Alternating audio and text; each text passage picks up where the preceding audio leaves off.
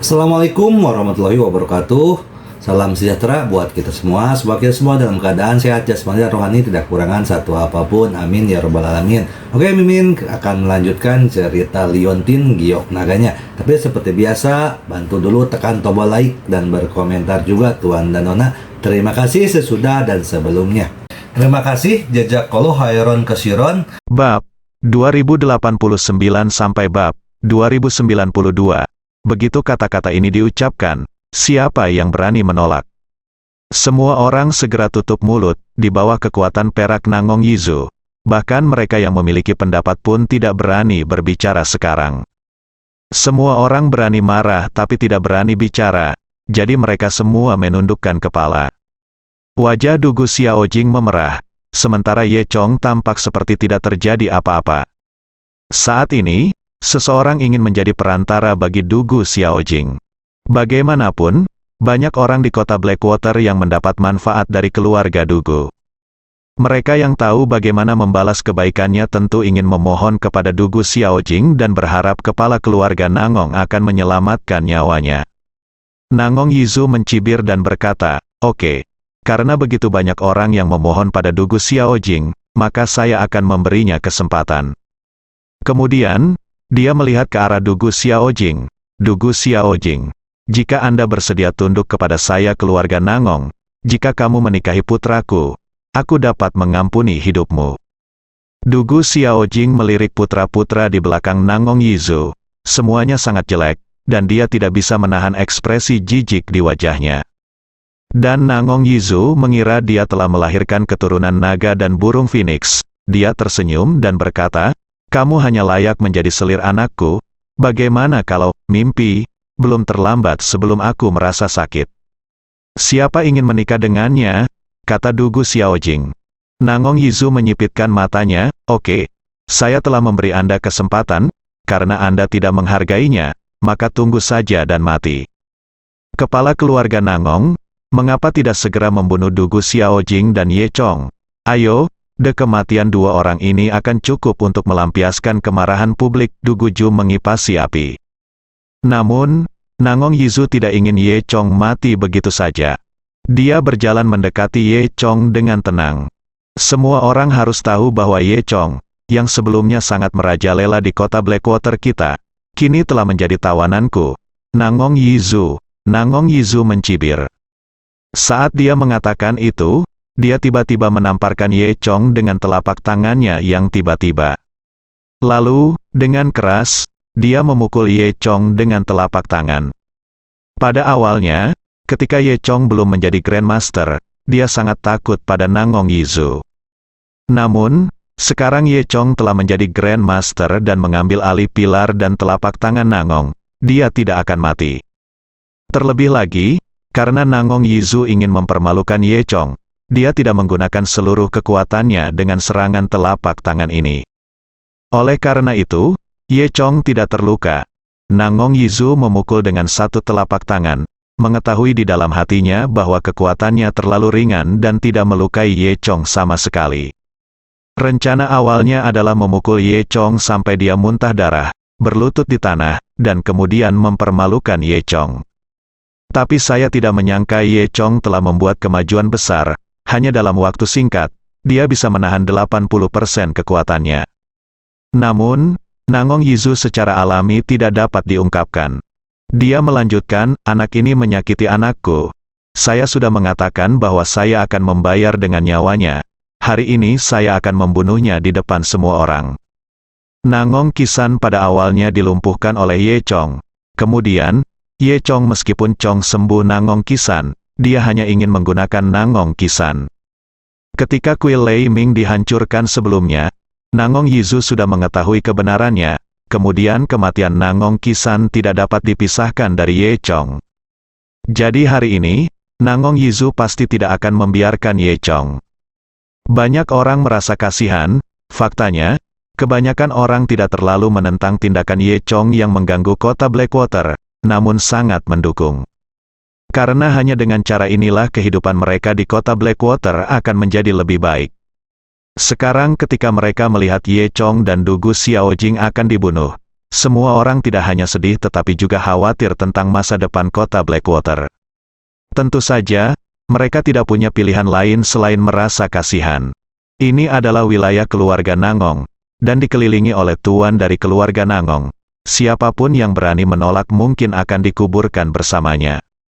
Faktanya, meskipun Ye Chong kini telah memasuki ranah Grandmaster, tidak mungkin baginya untuk menangani seluruh keluarga Nangong sendirian. Tapi Ye Chong tidak panik karena dia sudah melihat beberapa kenalan di antara para tamu. Para penguasa klan penyihir matahari dan bulanlah yang menyamar dan mengikuti Lin Sueyan ke rumah Nangong. Mereka sedang duduk di antara kerumunan saat ini, menunggu perintah Ye Chong untuk melancarkan serangan kapan saja. Alasan mengapa Ye Chong tidak mengambil tindakan adalah karena dia ingin melihat apakah ada orang di belakang keluarga Nangong. Apakah dalang di balik layar terlibat dalam masalah ini? Namun, kini tampaknya semua ini adalah rencana Nangong Yizu sendiri, dan dalang di balik layar tidak bekerja sama dengan keluarga Nangong. Dalam hal ini, tidak ada gunanya Ye Chong berpura-pura lagi. Pada saat ini, Dugu Jue berlari ke arah Ye Chong dan Dugu Xiaojing dan menunjukkan senyuman sombong. Hei, sepupu, aku sudah menasihatimu sejak lama. Dengan sedikit kemampuanmu, kamu masih ingin menjadi kepala keluarga, hanya saja kebajikanmu tidak layak untuk tempatmu. Jadi, sebaiknya kamu masuk neraka. Sekalipun kamu punya hari ini, kamu tidak akan bisa melakukannya. Kaulah yang merugikan dirimu sendiri, kata Duguju. Sebelum Dugu Xiaojing dapat berbicara, Ye Chong berkata kepada Duguju, Duguju, saya menyarankan Anda untuk tidak terlalu sombong, jika tidak, Anda akan mati tanpa mengetahui caranya. Duguju menatap Ye Chong, matanya penuh dengan ejekan. Saya benar-benar tidak melakukannya, tidak kusangka saat ini, kamu masih pamer, apakah kamu pikir kamu hebat? Jika kamu hebat, kamu akan membunuhku sekarang. Maukah kamu membunuhku? Suaranya turun begitu saja. Mendengar suara pop, Ye Chong memutuskan tali yang mengikat tangannya. Lalu, dia meninju dada Duguju. Dengan suara teredam, yang terakhir memuntahkan seteguk darah sebelum dia bisa berteriak. Tubuhnya terbang keluar dan menghantam platform batu di belakangnya dengan keras. Ketika dia melihat lagi, Duguju sudah mati, dengan ekspresi tidak percaya masih terlihat di wajahnya. Dia benar-benar tidak tahu bagaimana dia meninggal. Semua orang tercengang, tidak ada yang menyangka kejadian dramatis seperti itu akan terjadi. Bahkan Nangong Yizu tidak menduganya. Kasihan Duguju, mimpinya menjadi kepala keluarga hancur seketika bahkan sebelum dia mulai memilikinya. Ye Chong memandang Nangong Yizu, yang penuh amarah, mengangkat bahu dan berkata, saya belum pernah mendengar permintaan tercela seperti itu dalam hidup saya. Nangong Yizu memandang Ye Chong dengan dingin. Tidak akan menjadi masalah jika Duguju mati, tapi Ye Chong sangat lancang hingga dia kehilangan muka. Dia menatap Ye Chong dengan ganas, sangat marah. Oke, aku tidak menyangka kamu akan berani melakukan pembunuhan ketika kamu akan mati. Mari kita lihat bagaimana aku membunuhmu hari ini. Ye Chong membantu. Dugu Xiaojing melepaskan ikatannya dan tersenyum sedikit. Dia tersenyum dan berkata, menurutmu siapa yang bisa membunuh siapa hari ini? Nangong Wensan, putra ketiga Nangong Yizu, mencibir dari belakang. Ye Chong, aku belum pernah melihat orang sebodoh kamu. Kamu punya beberapa kemampuan, saya akui bahwa Anda sangat kuat. Tetapi apakah Anda pikir Anda bisa bertarung dengan keluarga Nangong kami? Anda terlalu angan-angan. Ya, saya menyarankan Anda untuk menyerah lebih awal untuk menghindari penderitaan. Nangong di sebelahnya berkata wangsan. Faktanya, sebagian besar orang yang hadir memiliki pemikiran yang sama dengan keluarga Nangong. Meskipun Ye Chong kuat, tidak mungkin untuk bersaing dengan keluarga Nangong. Faktanya, Ye Chong juga tahu bahwa ini adalah fakta. Hanya saja, Ye Chong tersenyum sedikit dan berkata, siapa bilang aku sendirian? Semua orang tercengang saat mendengar ini. Nangong Yizu dan yang lainnya tidak bereaksi, apa sebenarnya maksud Ye Chong. Dan kemudian, di taman belakang, terdengar serangkaian suara, bang bang bang bang. Meja-meja yang berisi anggur berkualitas dan makanan lezat semuanya terbalik. Semua orang kaget, tak disangka, ada seorang preman yang melompat ke samping mereka. Hampir di setiap meja, seseorang berdiri. Setelah orang-orang ini berdiri, semua orang menemukan sesuatu yang tidak biasa. Orang-orang ini sama sekali bukan dari kota Blackwater. Orang-orang ini secara alami adalah tuan yang dibawa oleh Ye Chong dari klan penyihir matahari dan bulan. Begitu lebih dari selusin orang muncul, segera ada momentum yang kuat. Ini sebenarnya menenangkan semua orang. Dugu Xiaojing memandang orang-orang ini dengan bingung. Tidak tahu bagaimana orang-orang ini mendapat berita dan bagaimana mereka bisa masuk ke dalam keluarga Nangong. Dia memandang Ye Chong dan berpikir, aku bahkan tidak tahu kapan Ye Chong merencanakan semua ini. Tapi Ye Chong masih memiliki senyum tenang dan mengedipkan mata pada Dugu Xiaojing. Dugu Xiaojing menggelengkan kepalanya, dia benar-benar semakin tidak bisa memahami Ye Chong. Jelas sekali kami telah menemui jalan buntu, tapi Ye Chong mampu menemukan cara untuk memecahkannya. Melihat para penyusup ini berdiri, Nangong Yizu tertegun sejenak, tetapi dia segera tenang kembali. Nangong Yizu mencibir dan berkata, Ye Chong, nampaknya kamu memang sangat bodoh. Dengan hanya selusin dari kamu pikir kamu bisa bertarung dengan keluarga Nangongku? Siapa yang memberimu keberanian? Cobalah, kamu akan tahu hanya dengan mencobanya. Ye Chong berkata dengan tenang. Nangong Yizu mendengus dingin, oke. Setelah mengatakan itu, dia melambaikan tangannya, ayo, bunuh semua orang ini.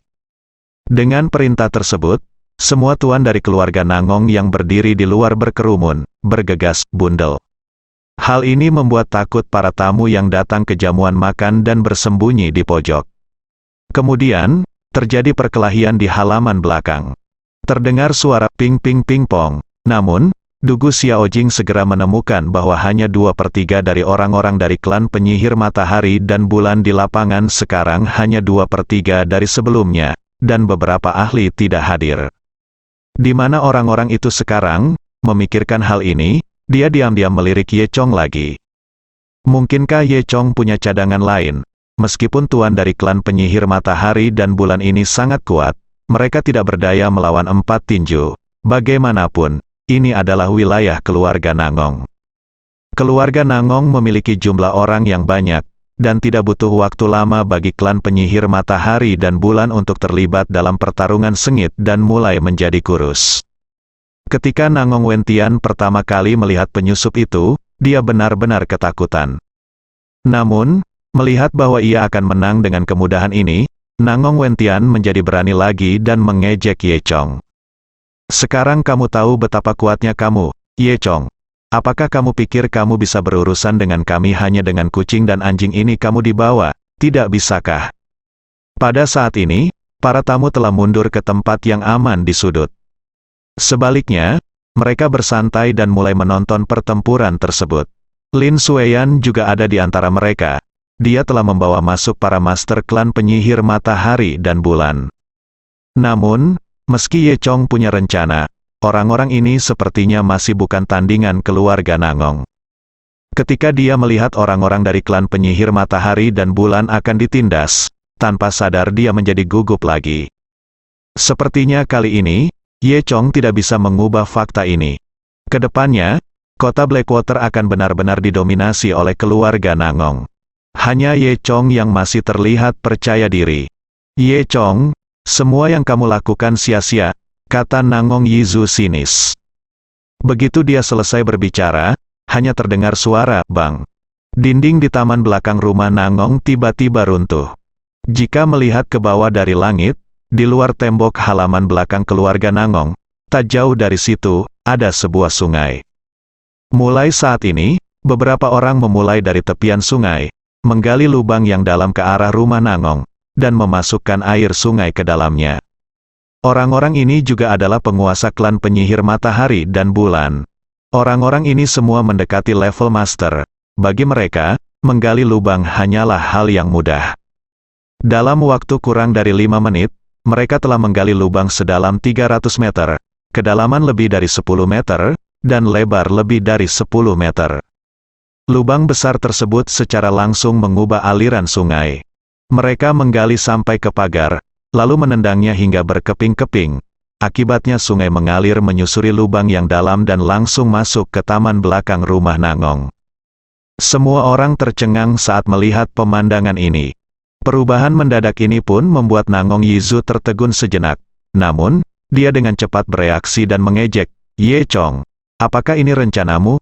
Apakah kamu ingin membanjiri keluarga Nangongku? Haha, bodoh, kamu meremehkan kekuatan keluarga Nangongku dari mereka," kata Nangong Wangsan. Setelah itu, dia membawa kedua saudara laki-lakinya, Nangong Wensan dan Nangong Wensan, serta beberapa pelayannya, dan semuanya bergegas maju. Ketiga bersaudara itu bergegas ke depan, semuanya ingin pamer di depan Nangong Yizu. Mereka bergegas ke lubang yang dalam, mencoba membunuh orang-orang yang menggali lubang tersebut untuk mencegah banjir yang sebenarnya membanjiri. Namun, semua orang di keluarga Nangong salah berpikir. Ye Chong tidak ingin membanjiri rumah Nangong, dia hanya ingin menimba air. Di dalam air, ada pasukan perendaman. Saat ketiga bersaudara Nangong Wangsan, Nangong Wensan, dan Nangong Wensan baru saja bergegas menuju genangan air. Tiba-tiba sesosok bayangan putih melompat keluar dari sungai. Sekilas, semua orang tampak melihat sosok seorang gadis muda. Gadis ini mengenakan tule, tubuhnya yang menawan menjulang, dan sosoknya semakin anggun. Namun, ketika dia melihat wajah gadis muda itu untuk kedua kalinya, Nangong Wangsan yang berada di depan langsung ketakutan. Wajah itu, di mana wajah manusianya, itu jelas wajah monster. Sebelum Nangong Wangsan sempat bereaksi, dia dipeluk oleh Nyonya Jin. Kemudian, Jimpo berbalik dan menarik Nangong Wangsan ke dalam air dengan suara pop. Hampir di saat yang bersamaan, Nangong Wensan dan Nangong Wensan juga terseret ke dalam air. Di bawah air adalah wilayah pasukan Jimpo, ketiga orang itu jatuh ke dalam air, dan bahkan sebelum mereka sempat berjuang, mereka dipeluk oleh banyak orang yang tenggelam. Ketika Jin Pos ini berkumpul, bahkan jika Ye Chong hadir, akan sulit untuk berurusan dengan mereka, apalagi tiga saudara laki-laki dari keluarga Nangong. Pasukan Jimpo menyerang secara berkelompok, dan tidak memakan waktu lama. Ketiga orang ini langsung dibunuh dan menjadi sasaran pasukan Jinpo untuk menyedot saripatinya. Esensi mereka menjadi makanan bagi pasukan Jimpo, dan kemudian mereka bertiga terkuras esensinya dan berubah menjadi tiga mayat tak bernyawa di bawah air. Ketika Nangong Yizu melihat ketiga putranya diseret ke dalam air oleh monster, dia tahu bahwa tidak ada cara untuk menyelamatkan mereka. Dia sangat marah sehingga ketika dia hendak mengambil tindakan, Jimpo yang tak terhitung jumlahnya melompat keluar dari air. Bayangan putih, dengan tetesan air, bergegas menuju tuan keluarga Nangong. Meskipun anggota keluarga Nangong sangat ahli dalam seni bela diri, di mana mereka pernah melihat pasukan Jimpo yang begitu menakutkan. Dengan ketakutan di hatinya, dia pertama-tama kehilangan 30% kekuatannya. Dan ada begitu banyak Jin Pos, dengan lusinan Jin Pos mengelilinginya. Dalam sekejap, anggota keluarga Nangong semuanya diseret ke dalam air satu demi satu. Pasukan Jimpo juga sangat disiplin dan hanya menyerang orang-orang dari keluarga Nangong. Ini juga karena pertarungan tadi, Jinpo akrab dengan orang-orang klan penyihir matahari dan bulan. Jadi dia tahu siapa yang baru saja bertarung dengan klan penyihir matahari dan bulan. Anggota keluarga Nangong yang terseret ke dalam air, setelah 2 kali cipratan, disedot hingga bersih oleh Nyonya Jin. Penambahan pasukan Jinpo seketika membalikkan keadaan, dan keluarga Nangong langsung dikalahkan. Dan para tamu itu pucat ketakutan saat ini. Ketika mereka melihat pemandangan aneh ini, mereka tertegun dan lari satu demi satu, berusaha menghindari wanita-wanita yang tenggelam tersebut. Dia takut sosok anggun akan menyerangnya. Saat Nangong Yizu melihat pemandangan ini, dia juga tercengang. Dia tidak tahu gayung apa itu dan berapa jumlahnya. Dia tidak bisa membayangkan bahwa Ye Chong akan memiliki pasukan monster di tangannya. Jelas dia menang, tapi dia tiba-tiba digulingkan oleh Ye Chong. Otak Nangong Yizu kosong saat ini, dan ketika Nangong Yizu tidak dapat menerima kenyataan ini, tuan dari keluarga Nangong hampir mati. Di bawah sinyal Ye Chong, Jin Po mulai menyerang Nangong Yizu. Orang-orang dari klan penyihir matahari dan bulan semuanya bebas dan mulai mengepung Nangong Yizu. Nangong Yizu bereaksi saat melihat musuh, namun, dia sudah sedikit gila saat ini. Nangong Yizu ini layak menjadi kepala keluarga Nangong.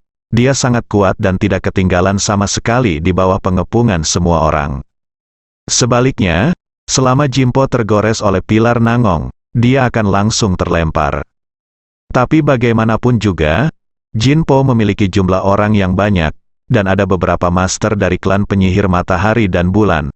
Seiring berjalannya waktu, bahkan Nangong Yizu pun mulai menunjukkan tanda-tanda kemunduran. Saat ini, ada banyak Jin Po di sekitarnya, semuanya menatap Nangong Yizu dengan penuh semangat. Terlebih lagi, ada Ye Chong yang tidak pernah bergerak. Setelah Nangong Yizu melampiaskan amarahnya, dia kembali sadar. Dia mulai panik di dalam hatinya, mengetahui bahwa jika dia terus bertarung, dia pasti akan kalah. Memikirkan hal ini, pikir Nangong Yizu dalam benaknya, meraung di depannya, dan mendorong ketiga tuan klan penyihir matahari dan bulan di depannya. Kemudian, dia memanfaatkan celah ini dan bergerak untuk melarikan diri dari pengepungan dan melarikan diri keluar. Nangong Yizu kuat dan cepat, jika dia ingin melarikan diri, tidak ada orang di sekitarnya yang bisa menghentikannya. Dalam sekejap mata, dia melarikan diri melalui celah di dinding, menjatuhkan beberapa penyihir di sepanjang jalan. Nangong Yizu menginjak sungai dan keluar dari air. Orang-orang di dalam air mencoba menangkapnya, tetapi dia menjatuhkan mereka satu persatu. Nangong Yizu telah melewati tembok dalam sekejap mata dan hendak melarikan diri. Tiba-tiba, sosok putih lainnya muncul dari dalam air. Ketika semua orang melihat sosok putih ini, mereka semua tercengang. Namun kali ini mereka tidak terintimidasi, melainkan dikejutkan dengan kecantikan Zhenpo. Oke, ini wajah yang hampir sempurna, Cui Hua lah, pemimpin Jin Po yang telah berevolusi sepenuhnya. Cui Hua baru saja keluar dari air, masih ada tetesan air di rambut dan tubuhnya, terutama di kulitnya yang seputih salju. Tetesan air bersinar terang di bawah sinar matahari, seperti kembang sepatu yang muncul dari air. Apalagi keunikan pakaian ultra tipis wanita yang basah kuyup, setelah direndam air, kulitnya menjulang, kedua kaki putih ramping menyatu, dan kaki putih halus menginjak air. Penampilan itu penuh pesona. Cui Hua kebetulan menghalangi jalan keluar Nangong Yizu. Saat ini, Nangong Yizu hanya fokus melarikan diri demi hidupnya. Jadi bagaimana dia masih berpikir untuk mengagumi wanita cantik itu? Dia mendekati Cui Hua, lalu mengangkat telapak tangannya, dengan kekuatan agung terkondensasi di telapak tangannya, dan dia hendak memukul Cui Hua. Kekuatan telapak tangan Nangong Yizu sudah cukup untuk menghancurkan baja, apalagi wanita yang terlihat agak lemah. Meskipun semua orang tahu bahwa Cui Hua juga monster, mereka merasa kasihan pada Cui Hua di dalam hati. Dan detik berikutnya, hanya terdengar ledakan keras. Namun, bukan Cui Hua yang terbang, melainkan Nangong Yizu. Kekuatan besar keduanya bertabrakan, menyebabkan riak air di kaki Cui Hua. Tidak ada yang mengira yang terakhir terbang adalah Nangong Yizu. Nangong Yizu membuat busur di udara, jatuh dengan keras ke saluran air di taman belakang, dan mengeluarkan seteguk darah. Dia jatuh ke tanah, tubuhnya gemetar, dan dia jelas kehilangan kemampuan bertarungnya. Harus dikatakan bahwa dalam hal konfrontasi head-to-head, kekuatan Cui Hua sebenarnya sedikit lebih kuat daripada Ye Chong. Pada saat ini, Ye Chong perlahan berjalan ke sisi Nangong Yizu dan menatap Nangong Yizu dengan dingin. Ekspresi wajah Nangong Yizu sangat rumit, termasuk keterkejutan, ketakutan, dan keengganan. Yang mengejutkannya adalah bagaimana gadis muda dan cantik tadi bisa begitu kuat. Ketakutannya adalah dia telah kehilangan kekuatan bertarungnya dan sepertinya dia akan dibunuh oleh Ye Chong. Tidak mau berdamai, keluarga Nangongnya telah beroperasi di kota Heisui selama bertahun-tahun. Mereka baru saja mengalahkan kuil Lei Ming dan mengambil kendali keluarga Dugu. Mereka akan memamerkan ambisi mereka dan memerintah kota Heisui. Tapi kenapa Tuhan melakukan ini padanya? Sekarang, seluruh keluarga Nangong akan dihancurkan. Nangong Yizu membuka mulutnya, ingin mengatakan sesuatu di mulutnya. Namun, begitu dia berbicara, dia mengeluarkan seteguk darah dengan gelembung, dan tidak ada yang bisa mendengar dengan jelas apa yang dia katakan. Ye Chong tidak punya belas kasihan dan berkata kepada Jinpo di air di sebelahnya, tarik dia ke bawah. Segera, beberapa Jinpos bergegas ke pantai, meraih anggota tubuh Nangong Yizu dan menariknya ke dalam air. Bagaimana mungkin Nangong Yizu menolak saat ini? Dalam sekejap, dia diseret ke dalam air oleh Po Jin dan menjadi pesta Po Jin. Anggota keluarga Nangong yang tersisa, melihat kepala mereka sudah mati, tidak berani melawan dan menyerah satu demi satu. Lalu, Ye Chong melambaikan tangannya, menunjukkan bahwa Cui Hua bisa mundur. Jadi, Cui Hua memimpin pasukan Jinpo dan bersembunyi di dalam air, dan permukaan air menjadi tenang kembali. Diperkirakan setelah adegan ini, di masa depan yang lama, mereka yang pernah melihat Nyonya Jin dengan mata kepala sendiri mungkin tidak akan berani mendekati air lagi. Nangong Yizu mengundang berbagai orang dari kota Blackwater untuk menyaksikan kebangkitan keluarga Nangong. Namun, kini kita telah menyaksikan bersama-sama kehancuran keluarga Nangong. Namun taman belakang rumah Nangong menjadi pertunjukan Ye Chong. Di masa depan, sebuah cerita beredar luas di kota Blackwater. Ye Chong memimpin setan Gunung Liubo untuk membantai keluarga Nangong. Di saat yang sama, Sun Dai juga datang bersama beberapa tetua keluarga Dugu yang ditangkap. Ternyata Ye Chong sudah mengatur semua ini sejak lama. Setelah Ye Chong dibawa keluar dari rumah Nangong, dia dilihat oleh Sun Dai yang bersembunyi di samping. Mengikuti rencana Ye Chong, Sun Dai kembali ke penginapan dan menemukan Zhu Jiayin dan penguasa klan penyihir matahari dan bulan. Selanjutnya, para master ini dibagi menjadi 3 gelombang. Kelompok orang pertama mengikuti Sun Dai untuk menemukan Lin Xueyan. Kemudian mereka menyamar dan mengikuti Lin Xueyan, menyelinap ke perjamuan keluarga Nangong dan menunggu perintah Ye Chong untuk mengambil tindakan. Mereka adalah kelompok orang yang sama yang awalnya berangkat meja dan memulai serangan. Gelombang kedua orang datang ke sungai tidak jauh dari taman belakang rumah Nangong, menggali saluran, mengalihkan air sungai, dan memimpin pasukan Jinpo. Awalnya, mereka mengira meskipun mereka menerobos tembok, mereka masih harus menggali dalam jarak yang jauh. Tanpa diduga, jamuan makan diadakan di halaman belakang, sehingga menyelamatkan banyak masalah. 3 gelombang manusia, dipimpin oleh Zhu Jiayin, diam-diam mengintai di rumah Dugu. Setelah Sun Dai selesai mencari Lin Xueyan, dia kembali bergabung dengan Zhu Jiayin, masuk ke rumah Dugu, dan menyelamatkan para tetua yang dipenjara yang mendukung Dugu Xiaojing. Kemudian, para tetua membunuh mereka yang bertekad mengikuti Dugu Jue dan memberontak melawan keluarga Dugu, sehingga mendapatkan kembali kendali atas keluarga Dugu. Setelah itu, mereka bergegas bersama ke rumah Nangong. Namun, pertempuran di keluarga Nangong telah berakhir saat ini. 3 kekuatan utama di kota Blackwater, Kuil Leiming dan keluarga Nangong, semuanya hancur, hanya menyisakan keluarga Dugu. Yang awalnya merupakan jamuan makan untuk keluarga Nangong kini menjadi jamuan makan untuk Ye Chong dan keluarga Dugu. Ye Chong tidak sopan, dan memerintahkan meja untuk ditata kembali, dan memerintahkan para pelayan keluarga Nangong untuk menaruh makanan lezat di atas meja lagi.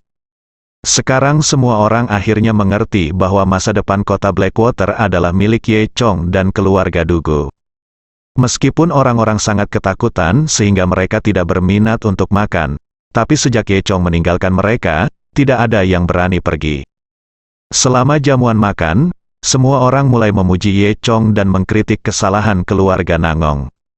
Semua orang berbicara dengan bersemangat ketika Lin Xueyan berdiri dan mengambil kesempatan untuk berkata, "Saya pikir Tuan Ye harus dijadikan penguasa kota Blackwater kita." Semua orang tahu bahwa Lin Xueyan dan Ye Chong memiliki hubungan yang sangat baik. Sekarang Lin Xueyan tiba-tiba berdiri untuk mendukung Ye Chong. Orang-orang bertanya-tanya apakah ini sudah diatur oleh Ye Chong sebelumnya. Dan sekarang Ye Chong begitu kuat, siapa yang berani berdiri dan menentangnya?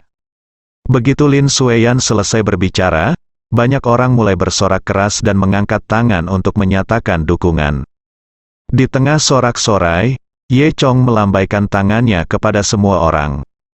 Dia berkata, kota Heisui adalah negara kota bebas dan tidak memerlukan pemilik kota. Namun, kota ini memerlukan seorang manajer. Keluarga Dugu telah beroperasi di kota Heisui selama bertahun-tahun. Yang terbaik adalah keluarga Dugu yang mengelolanya kota Heisui. Dengan mengatakan itu, Ye Chong memandang Dugu Xiaojing dan berkata, masa depan kota Blackwater akan terserah padamu. Apa yang dikatakan Ye Chong sebenarnya mendorong Dugu Xiaojing ke posisi penguasa kota. Ye Chong berkata bahwa kota Blackwater tidak membutuhkan penguasa kota, tapi itu sebenarnya untuk Dugu Xiaojing.